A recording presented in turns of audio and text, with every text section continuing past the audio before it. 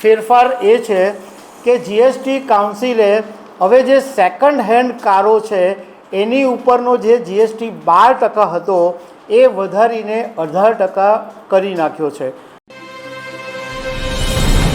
નમસ્કાર। રાજસ્થાનના જેસલમેરમાં જીએસટી કાઉન્સિલની 55મી બેઠક મળી। એટલે આ બેઠકની અંદર આમ તો ઘણા બધી બાબતોમાં જીએસટીમાં જે દર છે એની અંદર ફેરફારોની જાહેરાત કરવામાં આવી, પરંતુ એક મહત્ત્વની જે ફેરફાર કરવામાં આવ્યો કે જે ઘણા બધા લોકો ઉપર અસર કરી શકે છે, એ ફેરફાર એ છે કે જીએસટી કાઉન્સિલે હવે જે સેકન્ડ હેન્ડ કારો છે એની ઉપરનો જે જીએસટી 12% હતો એ વધારીને 18% કરી નાખ્યો છે। તો આની શું ઇમ્પેક્ટ પડશે એના વિશે હું તમારી સાથે વાત કરીશ। મારું નામ રાજેશ શાહ છે અને તમે જોઈ રહ્યા છો ગુજરાતના સૌથી મોટા ડિજિટલ ન્યૂઝ પ્લેટફોર્મ ખબરછે.com। જ્યારે આજે જીએસટી કાઉન્સિલે આ સેકન્ડ હેન્ડ કાર ઉપર જીએસટી 12%થી વધારીને 18% કરી દીધો, તો અમે થોડુંક ઓટોમોબાઈલ્સ ઇન્ડસ્ટ્રીઝમાં જાણકારી મેળવી કે આ સેકન્ડ હેન્ડ કારનું માર્કેટ કેટલું છે।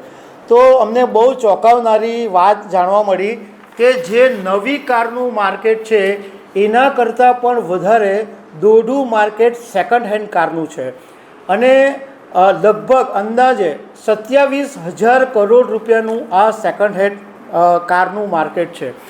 હવે આજે જે જીએસટી કાઉન્સિલે જે ડિસિઝન જાહેર કર્યું કે ભાઈ આ સેકન્ડ હેન્ડ કાર ઉપર જીએસટી વધારવામાં આવશે, તો એની અંદર એવી એક સ્પષ્ટતા કરવામાં આવી છે કે જે કંપનીઓ છે, જે કંપનીઓ પોતે સેકન્ડ હેન્ડ કારનું ખરીદ વેચાણ કરશે એની ઉપર જીએસટી વધ્યો છે, એની પરનો જીએસટી 12%થી વધીને 18% થયો છે।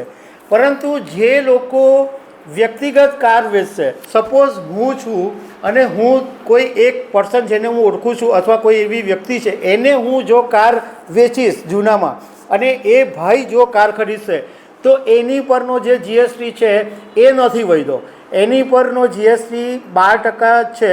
એટલે એ દૃષ્ટિએ જોવા જઈએ તો જે વ્યક્તિગત કાર લે વેચ કરે એને 6% ઓછો જીએસટી લાગે, કારણ કે 12%થી 18% કંપનીમાં કરી દીધો છે। પણ એક વાત સમજવા જેવી છે કે ભાઈ કાર ખરીદીના બે ઓપ્શન હોય। એટલે સેકન્ડ હેન્ડ કાર પહેલાં તો એ લોકો ખરીદે કે જેની પાસે નવી કાર ખરીદવાની ક્ષમતા નથી। એટલે એમાં કોણ વર્ગ આવે? એમાં મોસ્ટલી મોટે ભાગે મિડલ ક્લાસ વર્ગ જ આવે કે જેની પાસે નવી કારની ક્ષમતા નથી, તો એને જૂની કાર ખરીદવી છે। હવે આના માટે બે ઓપ્શન છે। એક તો તમે અત્યારે ઓનલાઈન પર ઘણી બધી એવી કંપનીઓ છે કે જે સેકન્ડ હેન્ડ કારનું લે વેચ કરે છે।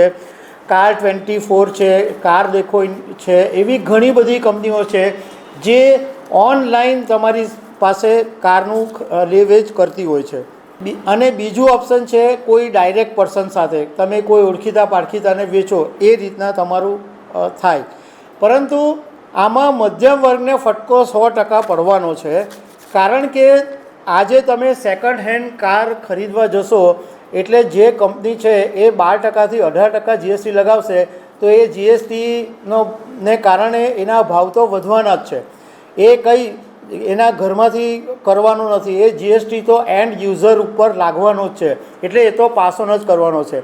એટલે જે ગાડી, ધારો કે તમે 10 લાખ રૂપિયાની કોઈ જૂની કાર ખરીદી, તો જે 6%નો ગેપ, એટલે 12% તો છે જ, પણ 18% કર્યા તો એ જે 6%નો ગેપ પડ્યો, તો એ 6% તમારા વધારે જાય તો તમારા 60,000 રૂપિયા વધારે જશે।